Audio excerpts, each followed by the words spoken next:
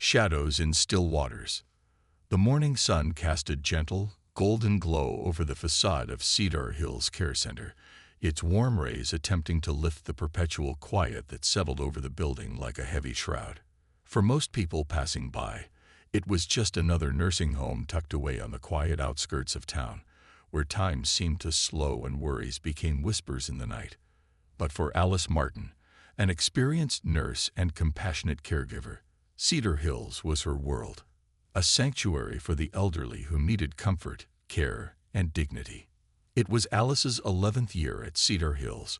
She knew each creaky hallway, each winding path of the garden courtyard, and each flickering light above the resident rooms, as well as she knew her own heartbeat. But nothing could have prepared her for what she was about to uncover. Her day began as it always did, with a short meeting in the staff lounge, where she and the other caregivers reviewed their shift assignments. Alice was a familiar face, well-liked by most of her colleagues, who relied on her calm presence in the hectic routines of care. But this morning, something felt off. A new nurse, Catherine, or Katie, as she insisted on being called, stood near the back of the room, fidgeting with the cuffs of her spotless, neatly pressed uniform.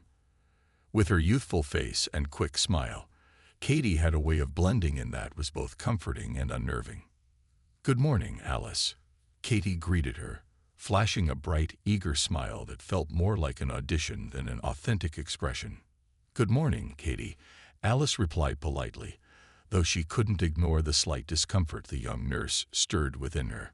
Katie's behavior over the past few weeks had raised small alarms in Alice's mind, though she couldn't pinpoint exactly why. Alice made her way through her usual rounds, spending time with each resident. She greeted Mr. Thompson, who always enjoyed a game of chess in the common room, and helped Mrs. Patil settle her knitting supplies by the window where she could feel the sun. Yet as she approached room 16, her steps slowed. This room belonged to Mrs. Emerson, a retired schoolteacher who, despite her failing health, had always been the kind of person who brought light to any room with her warm smile and soft voice. But today, something was different. Alice found Mrs. Emerson staring blankly out the window, her usually bright eyes dulled with exhaustion.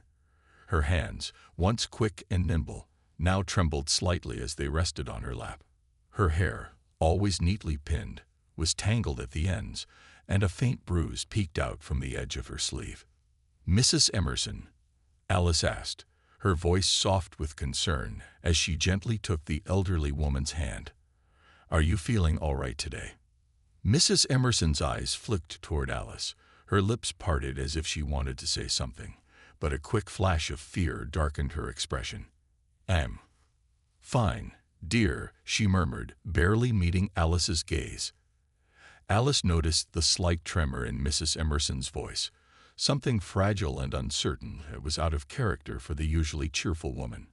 As she assisted Mrs. Emerson with her morning routine, Alice's mind raced, replaying small moments she'd overlooked before.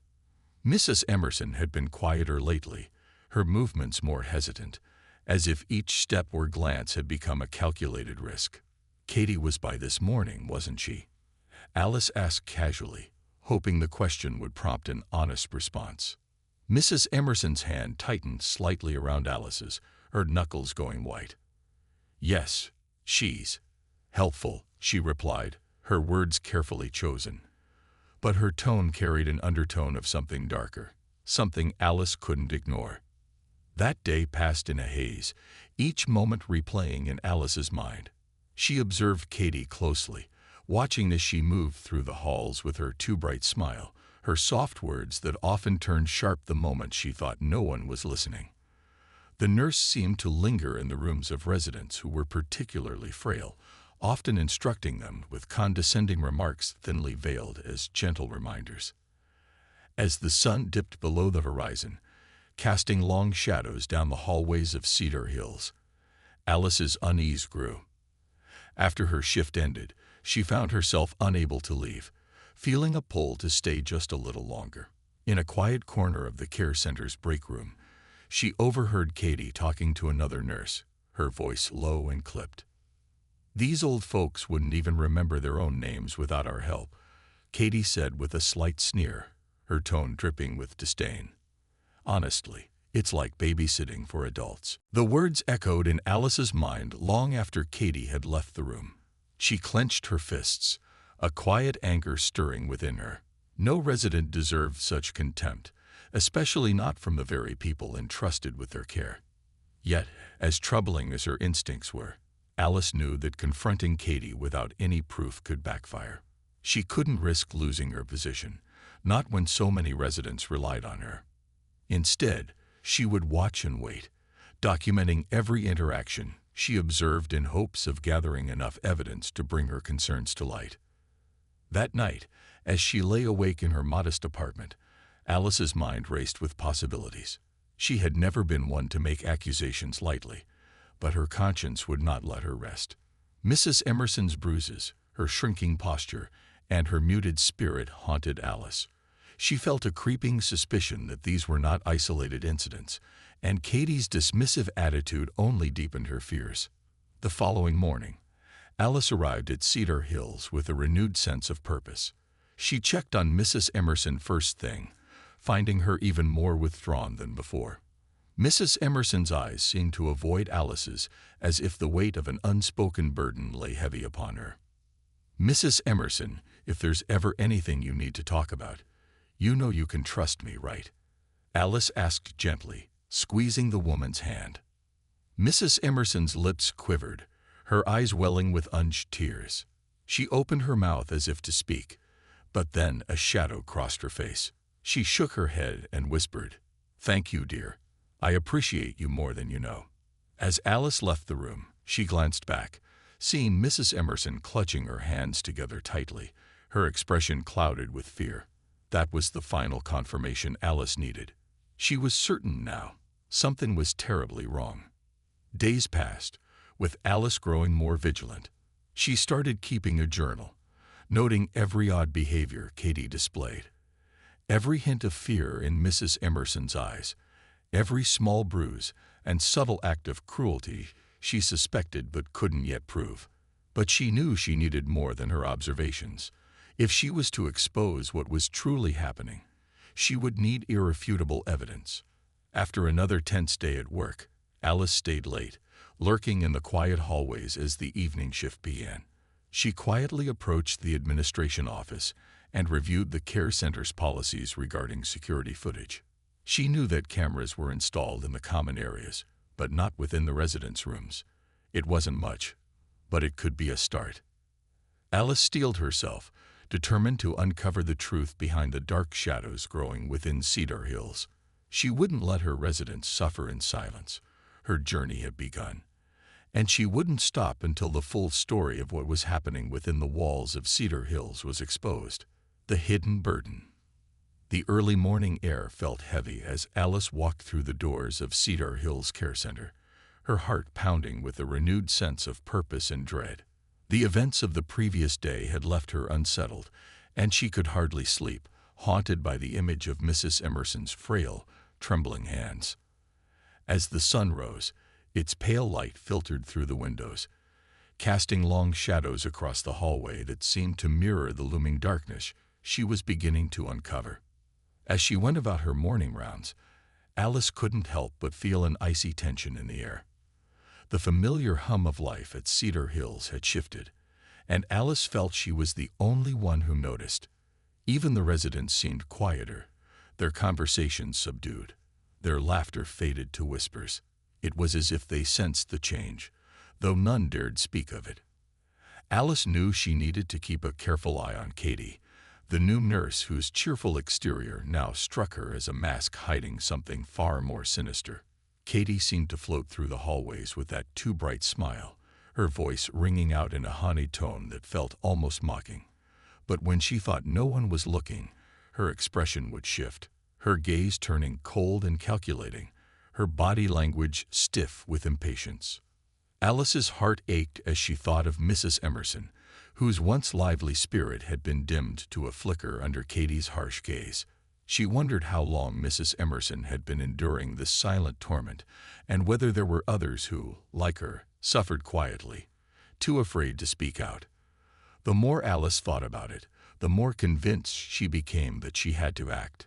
And soon, as she approached Mrs. Emerson's room, she saw Katie exiting, her face set in a hard, almost predatory expression. Katie quickly masked her look as she caught sight of Alice, her smile returning with that practiced brightness. "Oh, good morning, Alice," Katie chirped, her tone syrupy sweet. "Just checking in on dear Mrs. Emerson. She seems to need a lot of attention lately. Must be getting frailer by the day." Alice bit back a retort, knowing that revealing her suspicions too soon could backfire. "Yes, she has been quieter than usual," Alice replied evenly, watching Katie's expression for any telltale signs of irritation. "Well, she's in good hands," Katie said with a dazzling smile, one that didn't reach her eyes. "I make sure she's well cared for. You know me, always here to help." As Katie turned and disappeared down the hallway, Alice slipped into Mrs. Emerson's room. The elderly woman sat by the window, her gaze distant and sorrowful. She seemed to shrink at Alice's approach, her hands clasped tightly in her lap. "Mrs. Emerson, it's me, Alice," she said softly, pulling up a chair and sitting beside her. "Is everything all right?" Mrs. Emerson hesitated, her lips parting as if to speak, but she seemed to think better of it. She turned her head slightly, her eyes misting as she looked out the window. Alice reached out, gently placing a hand over Mrs. Emerson's frail fingers. "Please, if there's anything you need to tell me, anything at all, you can trust me. You know I'll listen." For a long moment, silence hung in the room, thick and heavy. Then, with a tremor in her voice, Mrs. Emerson finally spoke. "It's just, sometimes, I feel like I'm more of a burden than anything else." Alice's heart tightened. "You're no burden, Mrs. Emerson. You're here to be cared for. And it's our job to make sure you're comfortable and safe." Mrs. Emerson looked down at her hands, her fingers twisting together. "It doesn't always feel that way," she whispered. "Some people, they don't seem to think I'm worth the time." A chill ran down Alice's spine as she realized the implications of Mrs. Emerson's words. "Mrs. Emerson, do you feel safe here? Is someone mistreating you?" The elderly woman's eyes darted to the door, her face paling. No, I don't want any trouble," she mumbled. "Please, Alice, don't worry about me." Alice knew she had to tread carefully. Pressing Mrs. Emerson too hard might push her further into silence. Instead, she gave the woman's hand a reassuring squeeze. "You're not alone in this, Mrs. Emerson. I'm here for you, no matter what." As Alice continued her rounds that day, she couldn't shake the feeling that there were more secrets hidden within the walls of Cedar Hills. She began observing Katie with a sharper eye, noting the way she would linger in residents' rooms, her demeanor shifting from cheerful to curt the moment she thought no one was watching. Alice had caught Katie's cold side more than once now, the clipped tones, the thinly veiled contempt. But she needed more evidence before she could report her. The following night, Alice stayed late after her shift, determined to uncover the truth. She knew that security cameras monitored the common areas, and if Katie was mistreating the residents, there might be footage to prove it. It was a risky move, as accessing the camera footage without authorization could get her in trouble, but she had no choice. Mrs. Emerson, and possibly others, depended on her. She made her way to the small office at the end of the hallway, where the security system was housed. Taking a deep breath, she reached for the doorknob, her hand trembling slightly as she turned it. To her surprise, the door was unlocked, and the room was empty. Alice slipped inside and quickly pulled up the security feed on the computer. Her heart raced as she scanned through hours of footage, her eyes narrowing as she watched Katie moving through the common areas. At first, there was nothing out of the ordinary. Katie going about her duties, her face smiling and bright, as she greeted the residents. But as Alice fast-forwarded, her breath caught in her throat. She watched as Katie, her smile fading, approached Mr. Thompson, a retired school principal with arthritis, so severe he could hardly walk. Katie's face twisted in a scowl as she shoved a medication cup toward him, her lips moving in harsh, clipped words. Mr. Thompson flinched, his hand trembling as he reached for the pills. But Katie yanked the cup back, leaving him reaching helplessly. Alice felt a surge of anger as she watched. It was subtle, but the malice in Katie's actions was unmistakable. Alice continued watching, her stomach churning as she saw Katie repeat similar behavior with Mrs. Patel, scolding her for being slow and yanking her walker out of reach when she struggled to stand. Each incident was like a puzzle piece falling into place, painting a picture of Katie's true nature. Alice felt a wave of horror and guilt wash over her.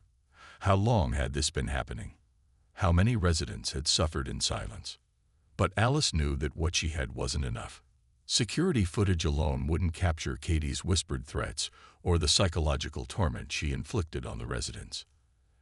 Alice needed something more, a way to catch Katie in the act, to show the depth of her cruelty beyond the camera's reach. As she left the security office, her mind raced with possibilities.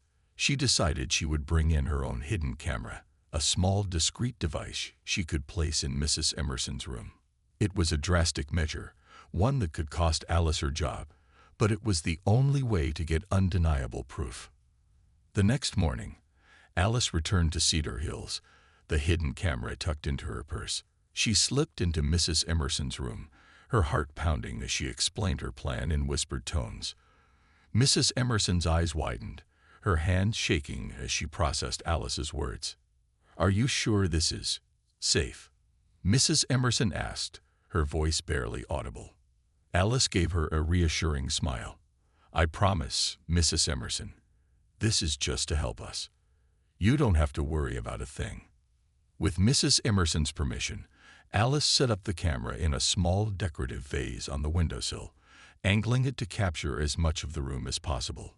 She knew it was a risk, but she also knew that it was a risk worth taking. Over the next few days, Alice waited and watched, her heart pounding each time she checked the camera footage. Each day, she grew more anxious, fearing that her efforts would be discovered. She kept up her daily routines, her interactions with the residents, and her subtle observations of Katie, all while hiding the knowledge of her secret mission. Finally, one evening, as she reviewed the footage, Alice's suspicions were confirmed.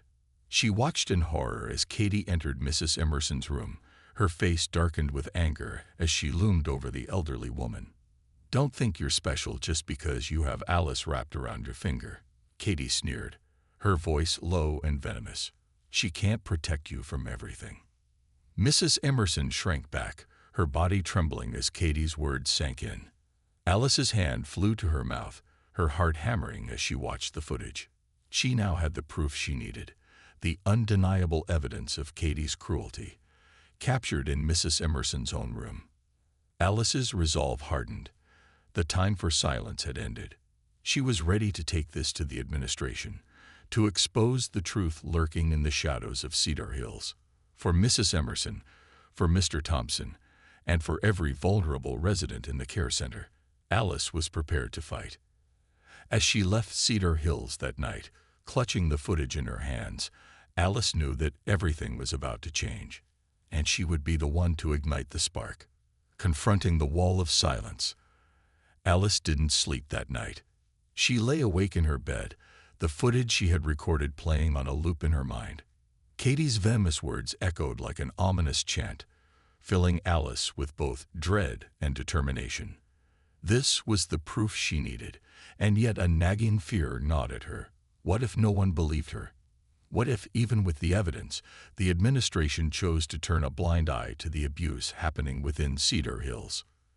As dawn broke, she steeled herself, slipping the small flash drive with the damning footage into her pocket. Today was the day she would confront the administration. She knew it wouldn't be easy. Katie was well liked by many of the staff, her cheerful demeanor and youthful energy masking the darker side that Alice had painstakingly uncovered. But Alice couldn't back down now. She owed it to Mrs. Emerson and every other resident suffering in silence. By the time Alice arrived at Cedar Hills, her heart felt like a drum pounding in her chest. She forced herself to remain calm as she made her way to the administrator's office, rehearsing her words in her mind. Mr. Grant, the head administrator, was known for his no-nonsense attitude and his careful, if sometimes conservative, approach to problems. Alice hoped he would see the gravity of the situation and act swiftly. She knocked on the office door, her hands trembling slightly as she waited for Mr. Grant's familiar, gruff voice. "Come in." Alice opened the door and stepped inside, her gaze meeting Mr. Grant's as he looked up from his papers. His eyes softened slightly as he recognized her, his demeanor shifting to one of mild curiosity. "Alice, good morning," he said, gesturing to the chair in front of his desk. "What brings you in here this early?" Alice took a deep breath, steadying herself. "Mr. Grant, there's something I need to discuss with you. It's about Katie." His eyebrows rose slightly, and he leaned back in his chair, folding his arms. "Katie, she's one of our newer hires, right? Is there a problem?" Alice's grip on the flash drive tightened. "Yes, there is. I've noticed some concerning behavior from her during her interactions with the residents. In fact," she hesitated, knowing that the next words could set off a chain of events she couldn't undo. "In fact, I've gathered some evidence that shows she's been mistreating them." Mr. Grant's face registered surprise, then quickly hardened. "That's a serious accusation, Alice. Are you absolutely certain about this?" "I am, Mr. Grant," she replied, her voice steady. "I've been observing her for weeks now. Mrs. Emerson, in particular, has suffered under her care. Katie has been verbally abusive, and at times physically rough with her." Mr. Grant's brow furrowed as he processed her words. "This is very concerning, Alice, but I hope you understand that we can't take action based on observation alone. Do you have any proof?" Without a word, Alice reached into her pocket and pulled out the flash drive, placing it on his desk. "There's video footage on this drive. I used a small hidden camera in Mrs. Emerson's room, with her permission. The footage shows Katie's behavior when she thinks no one is watching." Mr. Grant regarded the flash drive with a cautious expression, as if weighing its significance. Finally, he picked it up and plugged it into his computer. As the footage began to play, Alice watched his face closely, noticing how his initial skepticism transformed into shock, then anger, as he listened to Katie's biting words and witnessed the cruelty of her actions. The silence that filled the room was thick, punctuated only by the quiet clicks of the footage. When the video ended, Mr. Grant leaned back in his chair, his face pale. This is appalling," he muttered, running a hand through his thinning hair. "I had no idea. I never suspected." Alice nodded, her expression grave. "Neither did I. But the residents deserve better than this. They deserve a place where they can feel safe and respected." Mr. Grant looked at her, a conflicted expression in his eyes. "Alice, I appreciate you bringing this to my attention. But handling a situation like this isn't simple. Katie has family connections in the healthcare system, people who could make things difficult for us if we don't approach this delicately." Alice felt a spark of anger ignite within her. "Mr. Grant, with all due respect, this isn't about her connections. This is about the residents, people like Mrs. Emerson who are suffering because of Katie's abuse. We can't let her continue to work here." Mr. Grant's jaw tightened, and for a moment, Alice thought he might dismiss her concerns, but after a pause, he sighed and nodded. "You're right. I'll review this footage with the board members and arrange an emergency meeting. Katie will be suspended until we reach a decision." A mixture of relief and anxiety flooded Alice's chest. She nodded, feeling the weight of responsibility beginning to lift, but knowing that the road ahead would still be difficult. "Thank you, Mr. Grant," she said, her voice filled with gratitude. "This means a lot to the residents, and to me." As she left the office, Alice felt a surge of hope. She had done everything in her power to protect her residents, and now, for the first time, she believed that change was possible. Yet, as she walked down the hallway, she couldn't shake the feeling that this battle was far from over. The next day, News of Katie's suspension spread through Cedar Hills like wildfire. Staff members whispered in the break room, casting wary glances at Alice, who felt their curiosity and suspicion pressing down on her like a weight. Some were supportive, nodding at her in silent encouragement. Others, however, regarded her with resentment, as if she had disrupted the delicate balance of the facility. Alice noticed that her once friendly colleagues now kept their distance, their expressions guarded. She knew that by exposing Katie, she had crossed an invisible line, one that marked her as both a protector of the residents and, to some, a troublemaker. But despite the isolation she felt, she held her head high, knowing that she had done the right thing. In the days that followed, the residents' moods began to shift. Mrs. Emerson, though still frail and quiet, seemed to grow more at ease, her body relaxing as if a great burden had been lifted. She even managed a small smile when Alice brought her a cup of tea, her hand reaching out to hold Alice's with a gentle squeeze. "Thank you, dear," Mrs. Emerson whispered, her voice filled with a gratitude that made Alice's heart ache. "You saved me, you know. And maybe others, too." Alice felt a lump rise in her throat. "You saved yourself by trusting me," she replied, her voice thick with emotion. "I only did what anyone should have done." But as the days passed, Alice couldn't ignore the lingering tension within Cedar Hills. The staff remained divided, some wary of her, others supportive, and still others who seemed to resent her for disrupting the status quo. Alice suspected that some of them had known about Katie's behavior, but had chosen to look the other way, fearing the consequences of speaking up. One afternoon, as Alice finished her rounds, she was approached by Nancy, an aide who had been at Cedar Hills nearly as long as Alice herself. Nancy's face was etched with concern, her eyes darting around as if she feared being overheard. "Alice," Nancy whispered, pulling her aside. "I've heard rumors. People are saying that the board might reinstate Katie, that her family's pulling strings to keep her here." Alice's heart dropped, her chest tightening with fear and anger. "They can't do that. They've seen the footage. They know what she's done." Nancy glanced away, her voice a barely audible murmur. "You know how it is, Alice. Sometimes the people with power get what they want, no matter the cost." The anger that simmered within Alice flared into a blaze. She had fought so hard to protect the residents, to expose the truth, and now the thought that Katie could return, free to continue her abuse under the shelter of influence and privilege, was too much to bear. "No," Alice said firmly, her voice resolute. "I won't let that happen." Nancy placed a hand on Alice's shoulder, her gaze filled with both admiration and worry. "Just be careful, Alice. Sometimes doing the right thing comes with consequences." That night, Alice lay awake once again, the weight of her decision pressing down on her. She knew that if the board chose to reinstate Katie, she couldn't stay silent. She would have to take her evidence to the residents' families, to the media if necessary, to ensure that the abuse at Cedar Hills was exposed.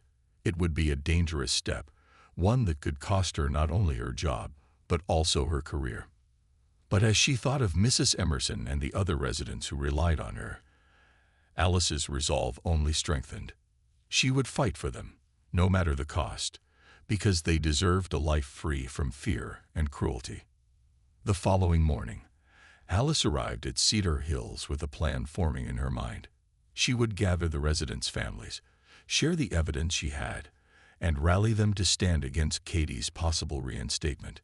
If the administration wouldn't protect the residents, then she would.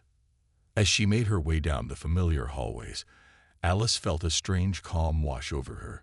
She was ready to face whatever lay ahead, to fight for justice and safety for the people she had come to care for deeply. The battle was far from over, but she was prepared to give everything. She had to ensure that Katie's reign of cruelty would end, once and for all.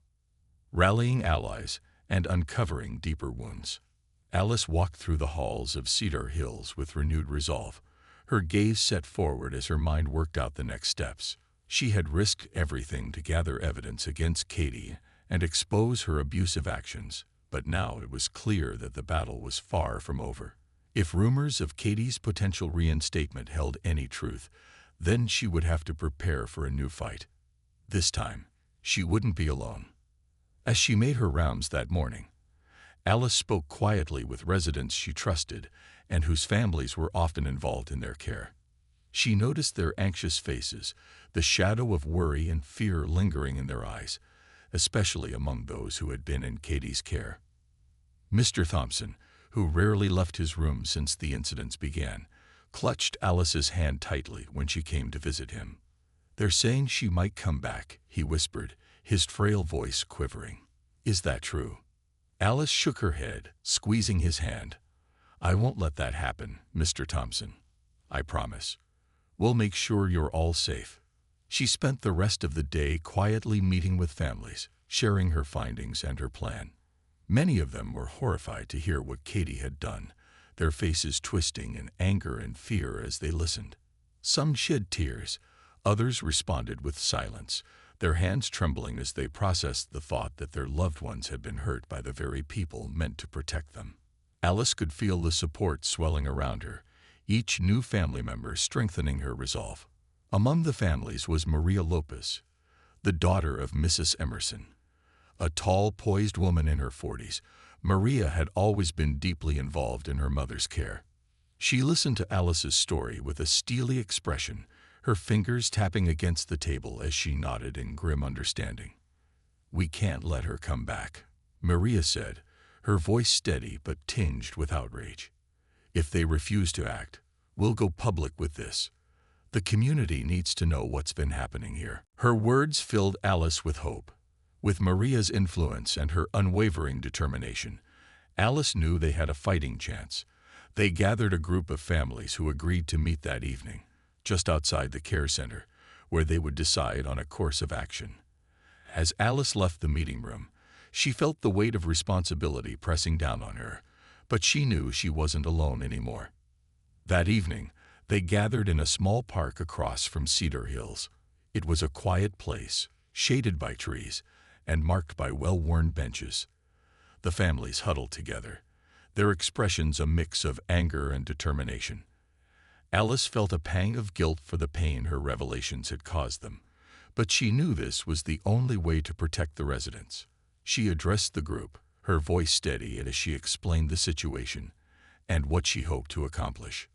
"We have the evidence," Alice said, holding up the flash drive she had copied. "If the board decides to reinstate Katie, we'll take this public. We'll share her actions with the community, with the media, if we have to. But we need your support. The more voices we have, the stronger our message will be." The families nodded, murmurs of agreement rippling through the group. Maria stepped forward, her eyes blazing with fierce determination. "We're with you, Alice," she said, looking around at the other families. "Our loved ones deserve to feel safe here, and we won't rest until we've ensured that." The group dispersed with a plan in place. If the administration didn't act, they would organize a public rally, bringing the community's attention to the injustices that had taken place within Cedar Hills. Alice felt a renewed sense of hope as she walked back to her car that evening, her steps lighter than they had been in days. For the first time, she believed that real change was possible. But that hope was soon overshadowed by a creeping sense of dread. The next morning, as Alice arrived for her shift, she was stopped in the hallway by Nancy, her longtime colleague. Nancy's face was drawn and pale, her usual friendly smile replaced with an expression of worry. "Alice," she whispered, glancing around to make sure they were alone. "I heard from one of the board members. They're meeting this afternoon to discuss Katie's case, and there's pressure coming from higher up." Alice's stomach twisted. Pressure from whom? Nancy bit her lip, hesitating. "Katie's uncle. He's on the board of one of the state healthcare associations. They're worried about a scandal, so he's pushing to keep things quiet." The word hung in the air, sharp and stinging. Alice felt a wave of anger surge through her. All of her efforts, all of the pain the residents and their families had endured, threatened to be swept under the rug to protect one person's reputation. But she forced herself to stay calm, her mind racing as she considered her options. "Thank you for telling me, Nancy," Alice said, her voice firm. "If they think they can silence us, they're in for a surprise." She spent the rest of the morning preparing herself for the board meeting. She gathered every piece of evidence she had, meticulously organizing the footage, photographs, and notes she had taken over the past few weeks. Her hand shook as she reviewed the details, the weight of the situation pressing down on her, but her resolve remained unshaken. As the clock struck noon, Alice made her way to the conference room, her heart pounding. The board members sat around the long table, their expressions guarded as they watched her enter. Mr. Grant, the administrator, nodded to her, his face tense as he gestured for her to sit. "Alice," he began, his voice measured, "we appreciate you bringing these concerns to our attention. It's clear that Katie's behavior has been problematic." Alice's eyes narrowed, catching the hesitation in his tone. "Problematic. Mr. Grant, what Katie has done is abuse. We have evidence, video proof of her mistreatment of residents. This isn't just a problem. It's a violation of trust and safety." Mr. Grant shifted uncomfortably, glancing at the other board members. "We understand that, Alice, but we also have to consider the bigger picture. Katie's family has connections that could impact Cedar Hill's reputation and funding." Alice felt a surge of frustration. And what about the residents' welfare? What about the trust their families have placed in us to protect them? One of the board members, a woman named Ms. Hart, cleared her throat. "Alice, we aren't saying we condone her actions, but we must approach this delicately. If this goes public, Cedar Hills could suffer irreparable harm." Alice's hands clenched at her sides. "You're willing to prioritize the reputation of this institution over the safety and dignity of the people in our care." Silence settled over the room, the tension palpable. Mr. Grant looked away, unable to meet her gaze. Ms. Hart shifted uncomfortably, her expression conflicted. "If you're not willing to act, then I will," Alice said, her voice calm but steely. "The residents' families are prepared to take this public. We're ready to expose what's been happening here if that's what it takes." Mr. Grant's face paled, his composure cracking as he realized the gravity of her threat. "Alice, please reconsider. You could face serious consequences for this." Alice stood, meeting his gaze with unwavering determination. "I'm prepared for that, but I won't let you cover this up." Without another word, she left the room, her heart pounding with a mixture of fear and resolve. She had made her choice, and there was no turning back now. That evening, Alice met with Maria and the other families to share the board's response. Their faces darkened as they listened, anger simmering beneath the surface. "So they're protecting her, even with all the evidence?" Maria asked, her voice thick with disbelief. Alice nodded, her own frustration mirrored in their expressions. "They're more concerned with Cedar Hill's reputation than with the safety of our residents. But we won't let this go quietly. If they refuse to act, we'll make sure everyone knows what's been happening here." The families agreed, their resolve solidified. They set a date for the public rally, planning to gather outside Cedar Hills with signs, photos, and Alice's footage, all ready to expose the truth. As they discussed the final details, Alice felt a strange sense of peace. She had fought for what was right, and now, with the support of the families, she knew they could make a difference. The day of the rally arrived, and Alice felt a surge of adrenaline as she joined the families outside Cedar Hills.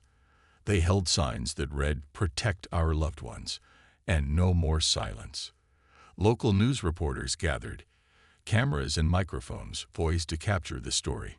Maria, standing at the front of the group, addressed the reporters, her voice strong and steady as she shared the harrowing details of her mother's experience. "This is more than a story of one nurse's cruelty," Maria said, her eyes blazing with determination. "It's about a system that failed to protect our most vulnerable. We're here to demand accountability and to ensure that no one else has to suffer in silence." As Maria spoke, Alice felt a sense of pride and relief. The families, the residents, the community, all had come together to fight for justice. The walls of Cedar Hills had held secrets for too long, but now, with their voices united, the truth was finally coming to light. For Alice, the fight was far from over, but she knew that this was a victory, a step toward a future where every resident would feel safe, respected, and cherished. The battle against Katie and the system that had protected her had ignited a movement, one that would ripple beyond Cedar Hills and inspire change in the hearts of countless others. The price of truth. The rally had left a mark on Cedar Hills, a wound that couldn't be ignored or healed with a simple apology. News of the residents' suffering and the administration's inaction had spread across the local media, sparking outrage throughout the community. Families began calling, demanding answers, and some even considered moving their loved ones to other facilities. The once stable walls of Cedar Hills were crumbling, and the administrators, who had quietly hoped to resolve things internally, were left facing a public relations disaster. Alice felt a mix of satisfaction and trepidation as she arrived for her shift the morning after the rally. She knew that exposing the truth had been necessary, but now that the spotlight was on Cedar Hills, the administration was under enormous pressure, and her position felt more precarious than ever. She had become a polarizing figure in the care center. To some, she was a hero for standing up for the residents, while others viewed her as a troublemaker who had brought shame to the facility. As she made her way through the halls, Alice noticed the familiar stares of staff members, some filled with admiration, others with resentment. She caught Nancy's eye as they passed each other near the nurse's station. Nancy gave her a small, encouraging smile, mouthing the words, "We're with you." Alice nodded, grateful for the few allies she still had. But the atmosphere at Cedar Hills had changed. Staff members were tense, their conversations hushed, and even the residents seemed more subdued, as if they too sensed the weight of what had transpired. Alice knew that the rally and the media coverage had stirred something much larger than she had anticipated. Cedar Hills was no longer just a local nursing home. It had become a battleground for justice and accountability in elder care. Later that morning, Mr. Grant called Alice into his office. She took a deep breath before stepping inside, bracing herself for whatever consequences might await her. Mr. Grant's face was drawn, the lines of stress etched deeply into his features. "Alice," he began, his voice laced with exhaustion, "we need to talk about the rally." Alice met his gaze, her own expression resolute. "I understand, Mr. Grant, but you know as well as I do that we needed to do something. The residents' well-being has to come first." Mr. Grant sighed, rubbing his temples. "I don't disagree, Alice, but you've put us in a difficult position. The families, the media, even the state regulators are breathing down our necks. Cedar Hills' reputation is in tatters, and now we're facing a full investigation." Alice's heart skipped a beat at the mention of a state investigation. This was what she had wanted: external accountability, someone to look deeper into the system that had allowed Katie's behavior to go unchecked. But she also knew that an investigation would bring intense scrutiny on everyone, herself included. "What does that mean for Cedar Hills?" Alice asked, her voice quiet but steady. "It means that we're going to have to make some changes," Mr. Grant replied, his tone weary. "The board has decided to implement new protocols to address abuse and improve oversight, but it also means that they're questioning whether we can keep staff members who disrupt the chain of command." Alice felt a chill run down her spine. "Are you saying I might lose my job?" Mr. Grant hesitated, his gaze softening slightly. "Alice, you've been one of our most dedicated nurses. But after the rally, the board is concerned that you might continue to go rogue, so to speak. They're discussing a possible suspension pending the investigation." Alice's chest tightened, her mind racing with 1,000 thoughts. Losing her job at Cedar Hills wasn't just about employment. It was about leaving the residents she cared for, the people she had fought so hard to protect. She took a deep breath, willing herself to stay calm. "So I'm being punished for standing up for the residents?" she asked, her voice edged with frustration. "Mr. Grant, they needed someone to speak for them. If I hadn't acted, Katie would still be here." Mr. Grant's face softened, a flicker of regret in his eyes. "I know, Alice. I don't agree with everything the board is doing. But this is out of my hands. The pressure from the community, the families, and even Katie's connections. It's become bigger than any of us." Alice stared at him, her heart aching with a mixture of betrayal and resignation. She had given everything to Cedar Hills. And now, because she had dared to expose the truth, she was being cast aside. But as she thought of Mrs. Emerson, Mr. Thompson, and all the other residents who had suffered in silence, her resolve only strengthened.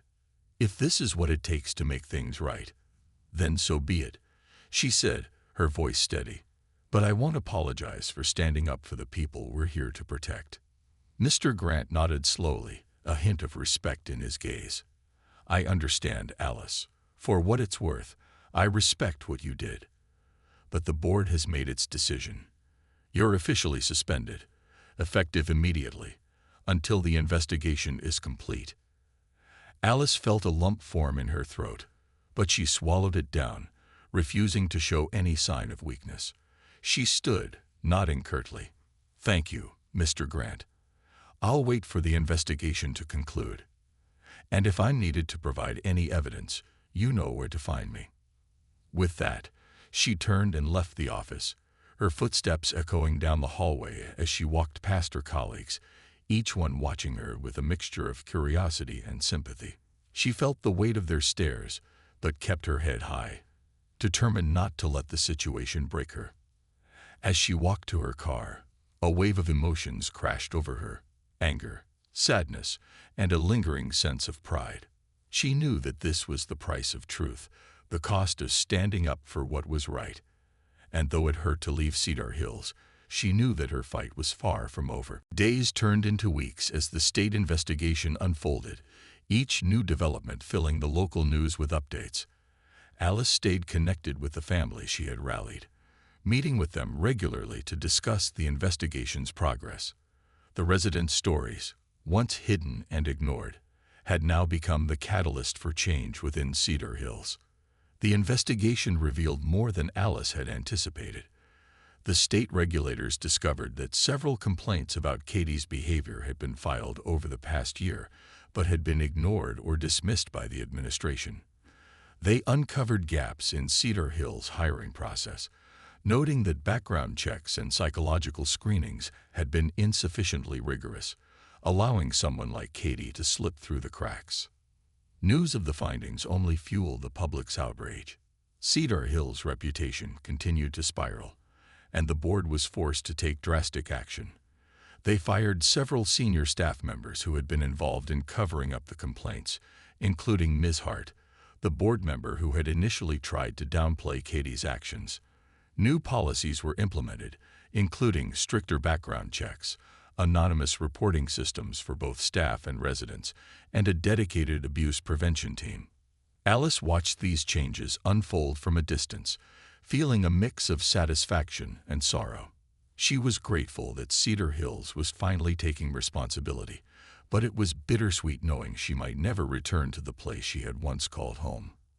However, her relationship with the families and the residents remained strong. They continued to support her, sending her messages of encouragement and updates on how the new policies were improving life at Cedar Hills. One evening, as Alice sat alone in her apartment, her phone buzzed with a message from Maria Lopez. "Maria, Alice, thank you for everything. Mom and the other residents feel safe again. They've asked me to tell you that they miss you. We all do." Alice's eyes filled with tears as she read the message, her heart swelling with gratitude. She hadn't fought this battle for recognition, but knowing that her efforts had made a difference gave her a sense of peace. The next morning, Alice received an unexpected call from Mr. Grant. "Alice," he began, his voice softer than she had ever heard it, "the investigation is concluding, and we'd like to invite you back. The board has reconsidered, and they'd like to offer you a position with our new abuse prevention team." Alice's heart raced. She hadn't expected this, the chance to return to Cedar Hills, to continue her work, but now with the authority and support to prevent future abuse. "It's up to you, of course," Mr. Grant continued, "but we believe you're exactly the kind of person we need to lead this new initiative." Alice took a deep breath, feeling the weight of the decision before her. She thought of the residents, the people she had fought for, and the battles they had faced together. She had a chance to make Cedar Hills into the safe, compassionate place it was meant to be. "I accept," she replied, her voice filled with conviction. "Let's make sure Cedar Hills becomes the place our residents deserve." As she ended the call, Alice felt a sense of purpose and joy fill her heart. She had paid the price for truth, and now, at last, she was returning to Cedar Hills, not just as a nurse, but as a true protector of those who could not protect themselves. A new dawn at Cedar Hills. Alice returned to Cedar Hills with a deep sense of purpose. The nursing home had undergone a transformation in her absence, but the journey was far from over. As she stepped back into the familiar halls, she could see signs of change in every corner. The cheerful voices of staff members, the gentle hum of activity, the residents' smiles as they shared morning greetings. It was as if Cedar Hills had exhaled a breath it had been holding for years. As the new head of the abuse prevention team, Alice's role was unprecedented in the facility. Her mission was to establish a culture of trust, safety, and accountability, to ensure that every resident felt cared for and protected. She had been given the tools and authority to make real changes, but she knew that the hardest work was yet to come. Rebuilding Cedar Hills meant more than introducing new policies. It required healing the wounds of the past and cultivating an environment where residents and staff alike could feel safe. Alice's first order of business was to hold a meeting with the entire staff. She wanted to address the team, to lay out her vision and help them understand the new direction Cedar Hills was taking. Standing before the gathered group, Alice took a deep breath, her gaze sweeping over the familiar faces. Some looked hopeful, others wary, but all were listening intently. "Thank you all for being here," Alice began, her voice calm yet filled with conviction. "As most of you know, I'm here in a new role. My job now is to make sure Cedar Hills is a place where every resident is treated with respect, dignity, and care. Abuse has no place here, not in any form. And it's all of our responsibility to make sure that remains true." She paused, letting her words sink in before continuing. "I know that some of you may feel uneasy after everything that's happened. Trust has been broken, and it will take time to rebuild it. But I want you to know that I'm here for you, just as much as I'm here for the residents. If you ever feel uncomfortable or see something that doesn't seem right, please come to me. Our new policies are designed to protect not only the residents, but also you, the caregivers who dedicate your lives to helping others." Nancy, who had been Alice's ally from the beginning, nodded, her face resolute. "Thank you, Alice. We're all here because we care about the residents. I think having someone like you in this role will make a real difference." Others murmured in agreement, and Alice felt a surge of hope. She had feared resistance, but instead, she found support and even relief. The staff, too, had felt the weight of Cedar Hills past, and they were ready for a fresh start. In the weeks that followed, Alice worked tirelessly to implement new policies aimed at creating a safer, more transparent environment. She established an anonymous reporting system that allowed both residents and staff to report concerns without fear of retaliation. A dedicated phone line and email address were set up, giving every individual a way to voice their concerns directly to her team. Alice knew that abuse thrived in silence, and she was determined to break that silence once and for all. Training sessions were held weekly, covering topics such as recognizing the signs of abuse, communicating respectfully with residents, and managing difficult behaviors without resorting to force or intimidation. Each session was mandatory, and every staff member, from nurses to maintenance workers, was required to attend. But it wasn't just the staff who needed reassurance. Alice spent countless hours meeting with the residents and their families, sitting with them in the common areas, or inviting them to her office. She listened to their stories, their fears, and their hopes for the future of Cedar Hills.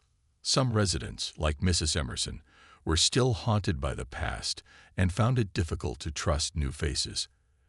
Alice knew that patience was key. She offered her support and her promise that things would never return to the way they had been. One afternoon, Alice sat with Mrs. Emerson in the garden, where the older woman had been enjoying the late autumn sun. The trees had turned shades of amber and gold, and the air was crisp, carrying the scent of leaves and earth. Mrs. Emerson, though still frail, looked more at ease than she had in months. "Alice," Mrs. Emerson began, her voice soft, "it's been so different here lately. I feel like I can finally breathe again. I didn't think I'd ever feel safe in my own home." Alice placed a gentle hand on Mrs. Emerson's, smiling warmly. "That's all I ever wanted for you, for all of you. Cedar Hills is your home, and you deserve to feel safe and respected here." Mrs. Emerson's eyes glistened with unshed tears.